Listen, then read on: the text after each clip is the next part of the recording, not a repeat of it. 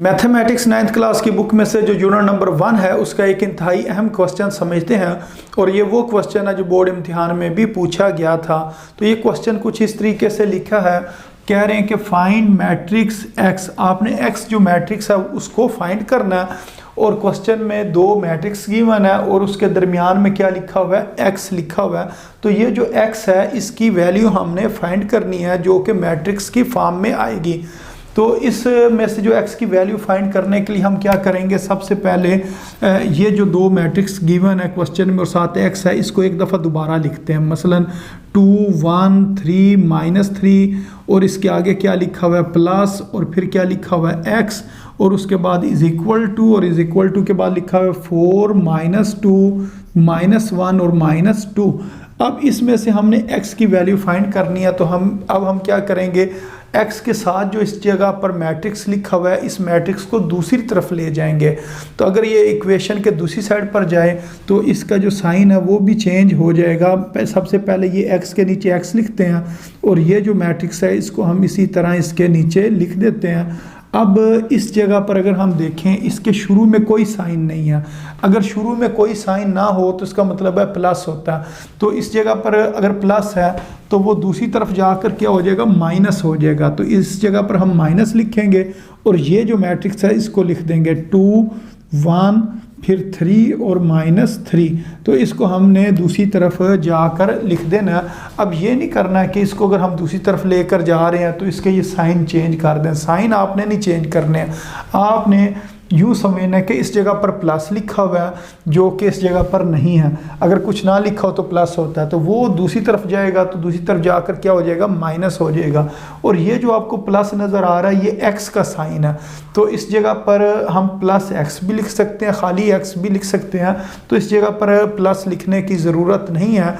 अगर सिर्फ एक ही टर्म लिखी हो तो उसके शुरू में प्लस लिखा जाए या ना लिखा जाए तो दोनों सूरतों में वो ठीक होता है। इस वजह से इस जगह पर हम प्लस शुरू में नहीं लिख रहे हैं। तो x के नीचे अब हमने x लिख दिया। अब इन दोनों मैट्रिक्स को हमने क्या करना है, सब्ट्रैक्ट करना है, यानी कि इसमें से इसको सब्ट्रैक्ट करना है या माइनस करना है। तो इसका तरीका ये है कि सबसे पहले ये जो टर्म है इसको लिखते हैं, इसके बाद ये वाला माइनस, फिर ये 2 लिख देंगे। यानी कि लेफ़्ट साइड पर जो ऊपर रकमें लिखी हुई हैं उनको लिखने हैं। तो ये लेफ़्ट साइड और इसके ऊपर ये लिखा हुआ, इधर 4 और इधर 2 और दरमियान में माइनस, तो दरमियान में माइनस लिखा और 4 और 2 इधर लिख दिया। अब इसकी अगर हम बात करें, इधर लिखा हुआ है -2 और इधर क्या लिखा हुआ है 1 और इसके दरमियान में क्या आएगा, माइनस आएगा। यानी कि -2 माइनस और ये वाला 1 आ गया। अब ये क्या लिखा हुआ है -1 और फिर ये माइनस आ जाएगा और फिर ये 3 आ जाएगा। यानी कि लेफ़्ट साइड पर जो नीचे टर्म्स लिखी हुई हैं उनको हमने लिख लिया। अब हमने क्या करना है, राइट साइड पर जो नीचे टर्म्स लिखी हुई हैं उनको लिखना। तो ये -2 लिखा हुआ है और ये क्या लिखा हुआ है -3। तो इधर हम लिखेंगे -2 और इधर लिखेंगे -3 और इसके दरमियान में क्या लिखा हुआ है माइनस, तो इस जगह पर क्या आ जाएगा, माइनस आ जाएगा। अब ये दो साइन इकट्ठे आ गए। अगर दो साइन इकट्ठे आ जाएं तो फिर हम ब्रैकेट लगा लेते हैं और इस तरह इसको लिख देते हैं। और यहाँ पर हमने ब्रैकेट बंद कर दी जो मैट्रिक्स वाली ब्रैकेट थी। अब x लिखा।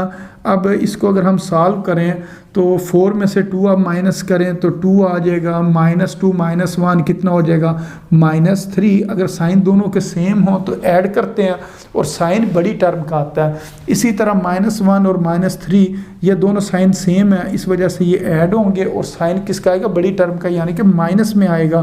तो क्योंकि 3 का साइन क्या, माइनस, इस वजह से। और ये कितना हो जाएगा, -4। अब इसको हमने सॉल्व करना, ये आ जाएगा -2 माइनस क्या आ गया जी, प्लस, और आगे क्या आ गया, 3 आ गया। अब सिर्फ इस टर्म को हमने ऐड करना है या सब्ट्रैक्ट करना है, बाकी उसी तरह ही आ जाएंगी। ये आ जाएगा x इज़ इक्वल टू 2 और इधर आ गया -3, ये आ गया -4। अब 3 में से 2 माइनस कर दें। अगर 3 में से 2 माइनस करें तो इधर क्या आएगा, 1 आएगा और यानी कि साइन बड़ी टर्म का आएगा। तो ये अगर अपोजिट हो साइन तो फिर माइनस करते हैं तो 3 में से 2 माइनस हो जाएगा और बड़ी टर्म का साइन क्या, प्लस। इस वजह से इस जगह पर हम प्लस लिखेंगे।